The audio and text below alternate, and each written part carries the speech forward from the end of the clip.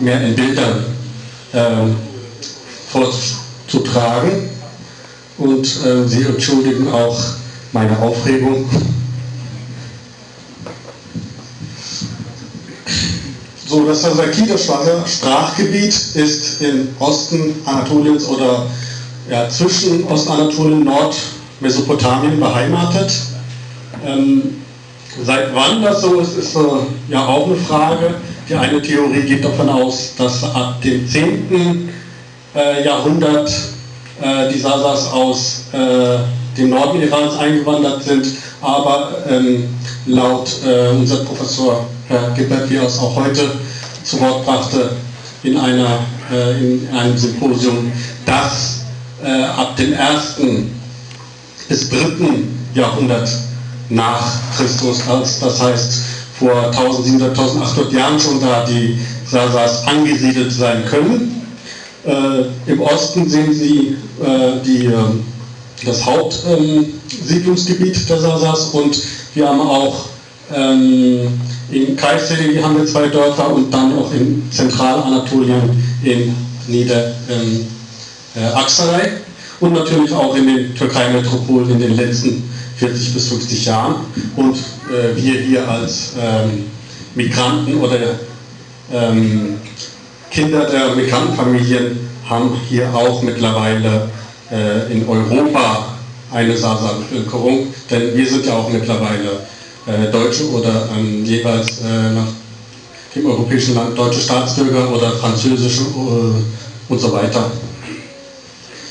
Das Sasaki ist verwandt mit anderen Sprachen, die wir als iranische Sprachen benennen. Darunter ist nicht der iranische Staat zu verstehen, sondern das ist ein Oberbegriff, das etwa heute 40 Sprachen zusammenfasst, die miteinander verwandt sind, die eine gemeinsame Wurzel haben. Das geht zurück auf das Uriranische. Das war also vor schätzungsweise 4000 Jahren. Die sind dann auseinandergegangen mit den heute Sprachen in Nuristani und die Sprachen in, wie auch eben genannt wurde, in Indien und Pakistan, Urdu und so weiter. Und das geht noch weiter zurück auf das Indogermanische, denn viele Sasa-Sprecher wissen ja auch, dass es Sasaki nicht nur jetzt in den ganz nah mit dem persischen, kurdischen, die wir kennen, kurdisch als Nachbarsprache verwandt ist, sondern ganz weit verwandt auch mit dem Deutschen, wenn man auch die Zahlen vergleicht und Verwandtschaftsbegriffe. Und das kommt auch von der indogermanischen Sprachfamilie. Das Sasaki als ein in sich geschlossenes Gebiet hat Dialekte auch. Es besteht aus dem Norddialekt, das von alevitischen Sasa gesprochen wird. Dann haben wir noch den Zentraldialekt, hauptsächlich in Bingöl, Norddiyarbakır, Elazığ und dann auch Süddialekt in den Gebieten Siverek, Çernik, Ergani, Gerger, Şungiş, teilweise Maden.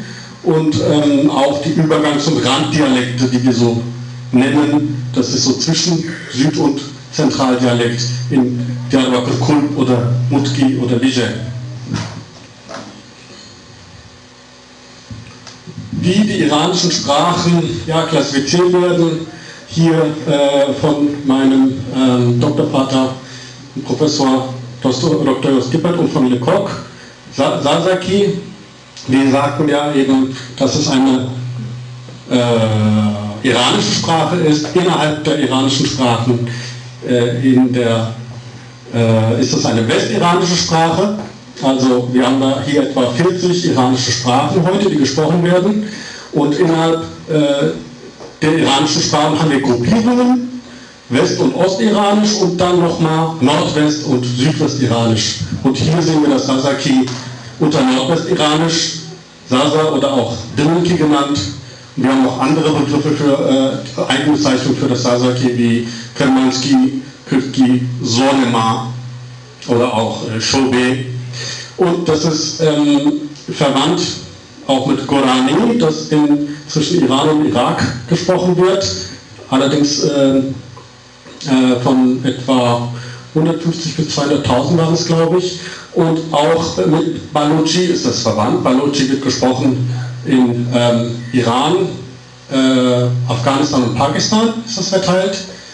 Und natürlich auch, wie wir wissen, die benachbarte Sprache des Sasaki, das auf dem Sasaki näher steht, das Kurdische, was uns als kurdisch bekannt ist, das Kurmanji. Und weiterhin hat das Sasaki, wir haben ja eben die Dailam-Theorie erwähnt, dass das Sasaki aus dem Norden Irans in das heutige Gebiet eingewandert, eingesiedelt ist. Und diese Sprachen hier, Gilaki, Semnani, Mazenderani, Taleshi, das Südtati oder auch das Azeri genannt, sind auch mit dem Sasaki näher verwandt. Und natürlich auch das Persische. Persische hat ja auch die meisten anderen iranischen Sprachen beeinflusst. Nicht nur die iranischen Sprachen, sondern auch stark das Türkische und auch die allen anderen Sprachen, die wir so kennen. Was sagt der Forschungsstand? Was hat man bisher über das Sasaki geforscht? 1851 hat Peter Lerch über seine Forschung über die Kurden und die iranischen Nordchaldäer hat er Aufzeichnungen gemacht über das Sasaki. Oscarmann und Karl Hadank haben das Buch 1932, nach Oscarmanns Tod wurde das Buch als Buch veröffentlicht, das in den Jahren 1906 bis 1909 die Forschungen betrieben wurden, Mundarten der Sasa, hauptsächlich